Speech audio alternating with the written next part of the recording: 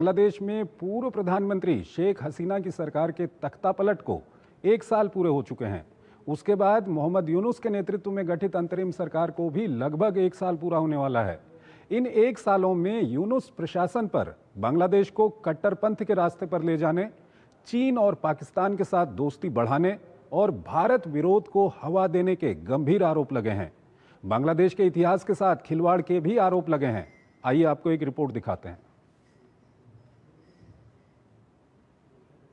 1 साल पहले ढाका की गलियों में आंदोलन के नाम पर एक भीड़ उतारी गई, जिसने देखते ही देखते एक चुनी हुई संवैधानिक सरकार की ईंट से ईंट बजा दी और प्रधानमंत्री शेख हसीना को जान बचाकर भागना पड़ा। इसके 3 दिन बाद मोहम्मद यूनुस ने अंतरिम सरकार की कमान संभाल ली। फिर बांग्लादेश एक ऐसी दिशा में चल पड़ा जिससे उसके अस्तित्व पर ही सवाल खड़े होने लगे हैं।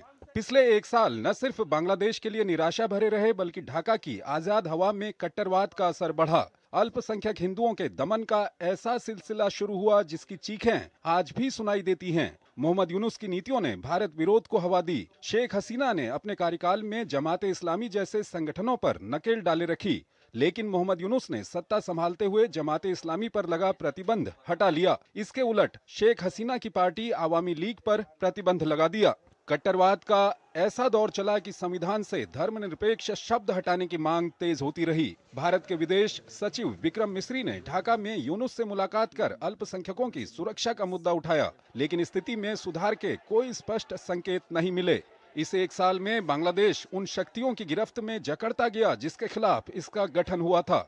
बांग्लादेश का झुकाव अब पाकिस्तान और चीन की ओर बढ़ रहा है। सालों बाद पाकिस्तानी सेना और आईएसआई के अफसरों ने बांग्लादेश का दौरा किया, वर्षों से बंद व्यापार को फिर से शुरू किया। आगामी 23 अगस्त को पाकिस्तान के विदेश मंत्री इसहाक डार बांग्लादेश का दौरा करने वाले हैं। पिछले 3 दशकों में किसी भी पाकिस्तानी विदेश मंत्री की ये पहली द्विपक्षीय यात्रा होगी। अपने बीजिंग दौरे के दौरान यूनुस ने भारत विरोधी रुख अपनाया। यूनुस सरकार के दौरान बांग्लादेश में भारत विरोधी एजेंडे को स्थापित करने की कोशिशें हो रही हैं। मुल्क की अर्थव्यवस्था चौपट हो रही है, सप्लाई चेन तहस नहस हो चुकी है।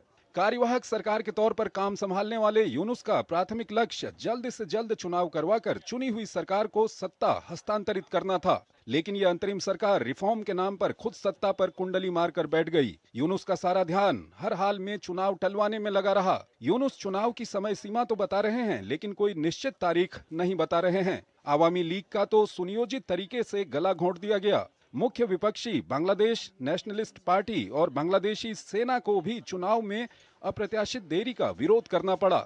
चुनाव से पहले नेशनल सिटीजन पार्टी एनसीपी नाम से एक नया दल गठित किया गया है, जिसका